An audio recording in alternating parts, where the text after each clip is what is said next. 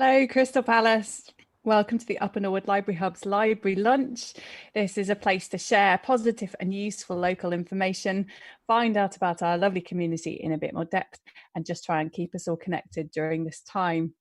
So my guest today, it's lovely to have her back, is Ania Straksinska. I hope I've pronounced that right, Ania.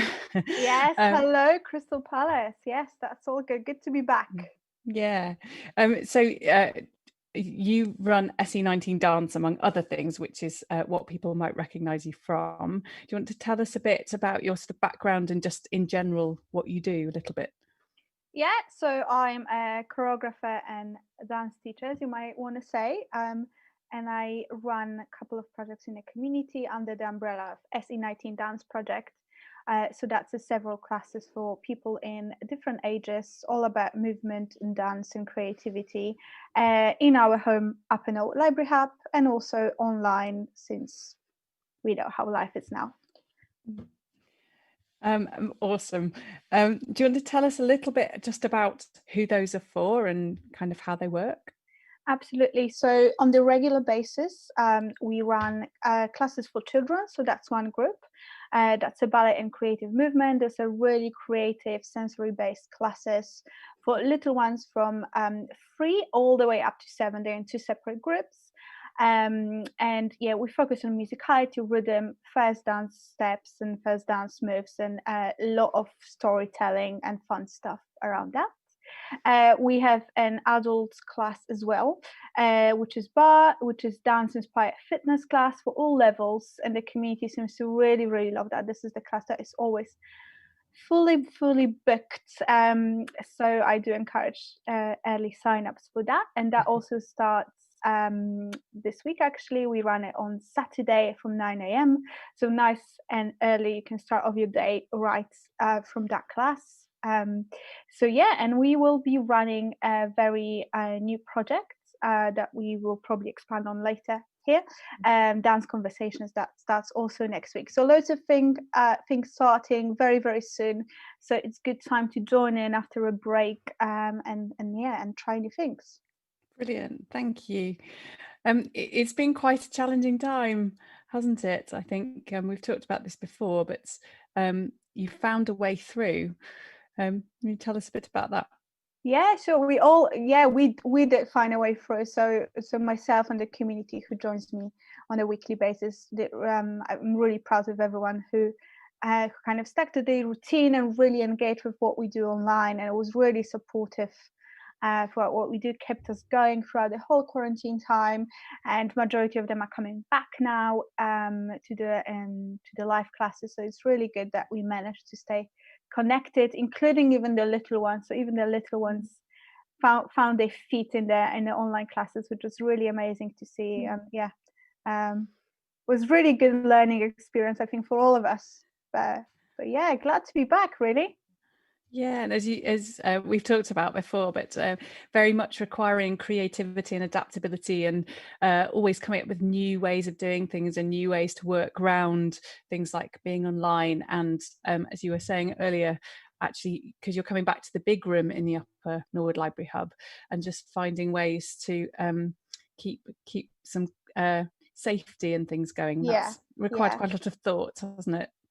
Yes, so we're lucky to be able to move our class from the till room downstairs. Who knows the library properly knows that. So we move it from till room to the burgundy room upstairs, which is really large space that allows us to distance and use the space board. There's a little bit more opportunity for good ventilation as well. We have all the tips how to maintain a safe environment in line with risk assessments. So everything is ready from the back of the house, and we're ready to welcome people back again. And we did our best to accommodate for the situation. I'm sure despite the new setting, we'll still have loads of fun, and it will be great to see everyone again. I think you and I are similar in really looking forward to getting back to doing some stuff in person after being all online for a few months. Yeah, absolutely. I missed everyone. It's nice to see everyone. Will be nice to see everyone back, but it was also nice to be able to see my community out and around now that it's warmer. Yeah, so but yeah, definitely looking forward to having everyone back in the room and sharing nice energy together. That's actually, it's the biggest thing in a way that's different, isn't it? Online, that you can't feel the energy in the room, you don't get response in the same way. And certainly that's what I've found, I think, the hardest thing. Yeah, I think to have the class running quite efficiently, you kind of have to encourage everyone to mute for the majority of it. So it's very one-way system. So it feels more like I'm delivering rather than this being an exchange, which is really important in face-to-face classes, that we exchange the experience, and I read from them, and I give back to them. So that is the definitely the part that I was missing the most, to be able to quickly adapt the classes to what is the need of the room and how we run, and what's the energy of the room. Yeah. Yeah. Yeah, totally sympathize. Mm. Um, so before we talk about the upcoming dance project, which actually is for the community to get involved in, just want to say hello to everybody who's watching. So I know that we have Paul, Bethany, and Shane. So thanks you guys for joining us, and anybody else whose name I can't see, but you're watching. It's great to have you. If you've got any questions or comments for Ania as we go along, please do drop them in the feed of whichever social media platform you're on, and we will try and answer them as we go. So Ania, tell us about this new project. Yeah, so we've been really lucky to be commissioned by Upper Norwood Library Hub as a part of All Alone Together project. And we'll be doing a project called Dance Conversations. So this is 3 weekly workshops of contemporary dance for the community, 3 evenings, leading to a performance in the form of a dance film. So we invite our community from different generations, different backgrounds. The dance experience is not essential at all, so you can come at any level to try, if you like, that kind of activity. We really encourage young people over 12 years old all the way to adults. So we already have people sign up in different ages, which is really great. And we still have some spots left. So I do encourage people to sign up to start with us next week. Within the workshops, we'll learn the basics of contemporary dance, but also we'll explore tools like improvisation and material making as a choreographic tools. So we'll be looking on how to make duets, how to make little solos, how to compose a piece together based on group work, solos and duos. And there will be a lot of space for an input from participants. So it will be less of a very choreographed structure from me, but we'll create something together. So if you're looking for something a little bit more creative than regular dance classes, that is definitely for you. The whole story and narrative of the created piece will be inspired by interviews that you kindly gathered throughout this time.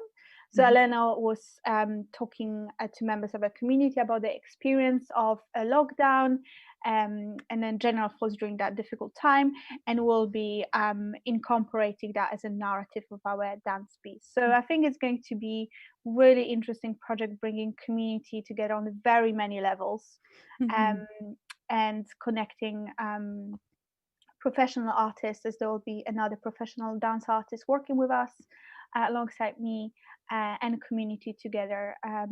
Yeah, so I'm Fantastic. really looking forward to that, and I hope people are going to enjoy that. Amazing. And what, from your point of view, what is the main aim behind doing this? And definitely challenging the idea of what dance and age is, and what are the limitations of it. So that's why we encourage people from 12 plus all the way. There's no upper limit. The only reason we have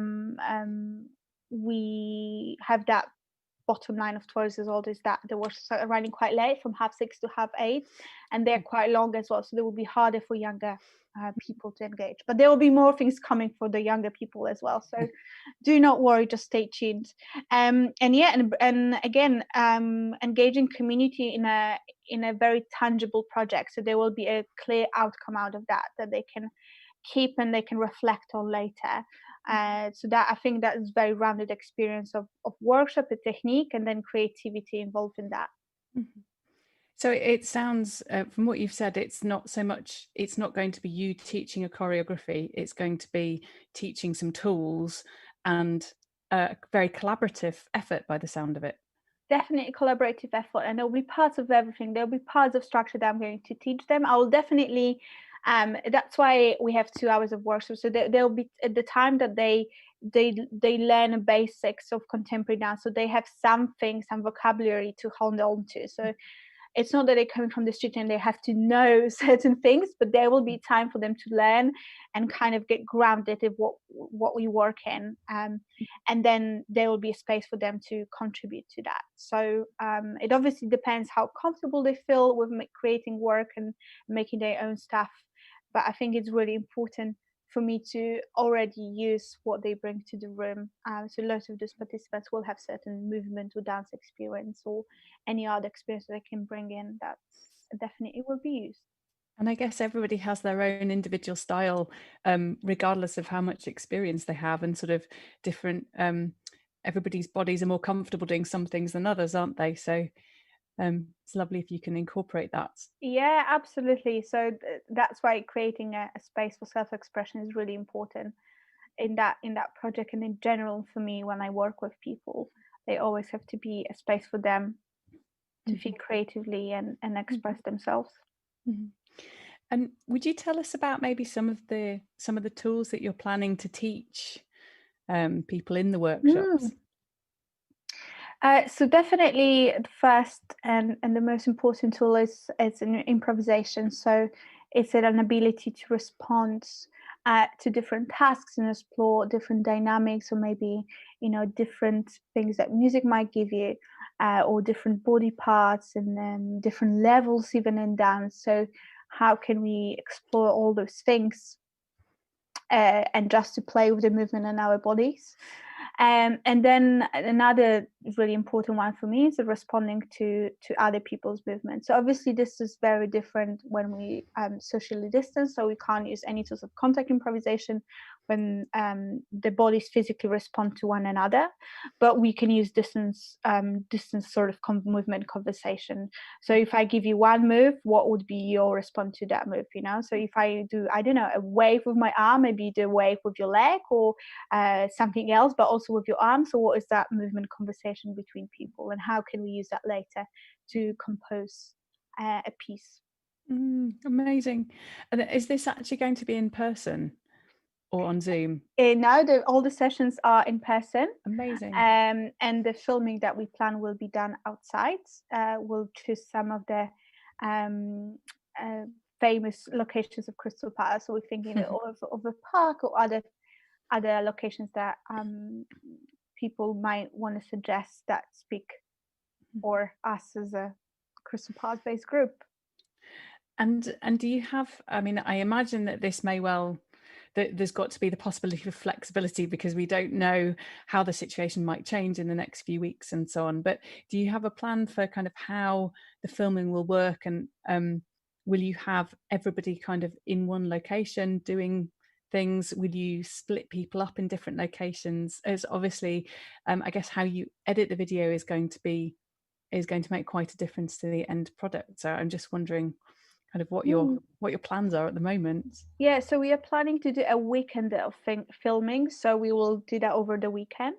There will be parts that we will invite all the group to record a group material, and there will be parts and times when we ask a couple, or a couple of duos come together, or a solo. So it will be all about scheduling right things in the right time. It won't be that we are all filming for 16 hours throughout the weekend. Would be really understanding and accommodating on that, and there will be a part of both group work and an individual work with a camera. So there's a huge amount of flexibility really in kind of how you produce the videos and then what you do with them, in fact. Yeah, absolutely. The post production and editing of that, it's also very important, and I think that will shape the whole thing and kind of put it together. And with the interviews that you were talking about, Mm. um, how much is the dance going to be a response to the interviews, and how much will you be choosing the bits of voice that fit with the dance? I will keep that a secret. I think Okay. we don't want to reveal too much, but I just Fair want to enough. say um, uh, there will be a discussion within the sessions as well, how people think, what people think about the recordings we gathered and chosen for that. What are their reflections on this? So again, a very collaborative process. But I think the recordings will give us a great opportunity to introduce a very clear narrative to what we do, and make a piece a little bit more accessible for the audience who might not be familiar with contemporary dance or reading dance in general. So I think that's also really great way for the community to maybe start exploring what contemporary dance is, what dance work can be.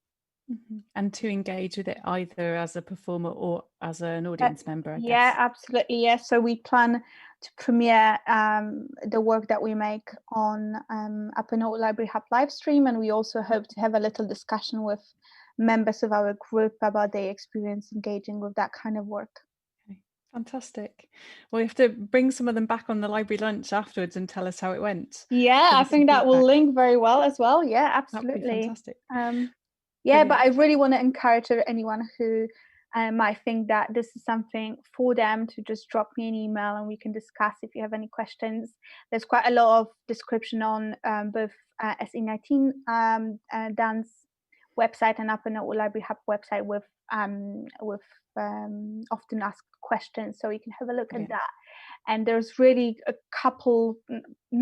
few spots left. Obviously we are limited considering the time, so do not hesitate too long with signing up, please.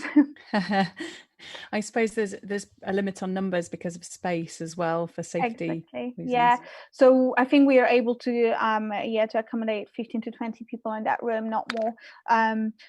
And also we want to make sure there's a space for social distancing. Everything is going to run socially distanced, so do not worry about that, please. So therefore we are limited. Yeah, amazing. Just before we carry on, I'm going to say hello to Maria and Neil, who I can see have joined, and hello to anybody else who's watching us, who's joined us in the last 10 minutes or so.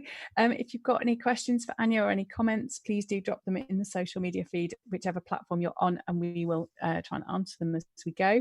It's always really nice to have some comments and have some shout outs and things, just so we know you're there. And Alice has joined now too, so that's great. Hi Alice, thank you very much for joining us. So you were mentioning earlier, Ania, that this project is for anybody above the age of 12, and I think you were saying to me earlier that you're really, really keen to get a spread of as wide an age range as possible, I think. Yeah, so if you and an elder with a teenage daughter or a son, please do come together. I think this is also one of the goals of the project, to bring generations together. Something that I observed when I worked through Zoom, I observed that very often the parents would get engaged in the young people or children's classes, which was a part of an inspiration for this. So it's not a long commitment. It's only 3 weeks plus the filming. So if you want to do something with your young person or even your grandson, granddaughter, please do come together. It would be really, really great to have members of one household, one family, parents and carers together with the young ones in that project. That would be fantastic. Brilliant. Or borrow a child of your friends, or if you're an auntie, any combinations are welcome. And actually, just the more the merrier, really, within the numbers limits. And just to reiterate, you're saying you don't have to have any dance experience. No, absolutely not. We are welcoming people with no experience and an experience. So yeah, definitely let's come together with all our experiences as we are. Brilliant. So when is it actually? Do you want to give us the practical details? Yeah, absolutely. So we start this coming Tuesday. Today we're on Thursday, so we start on Tuesday, on the 15th of September, in the Upper Norwood Library Hub in the middle of Triangle, as you all surely know. We start at 6:30 and we continue throughout 3 weeks. So 15th, 22nd and 29th of September, from 6:30 to 8:30, we'll be working on contemporary dance workshops in the Library Hub. And then later in October, we'll be doing a weekend of filming, scheduling individually, and we'll discuss that as we go. But yeah, so 3 weeks commitment from you. So we start next week, so hurry up. And you do have a few places left if anybody wants to sign up. Yes, few places left. So yeah. Brilliant.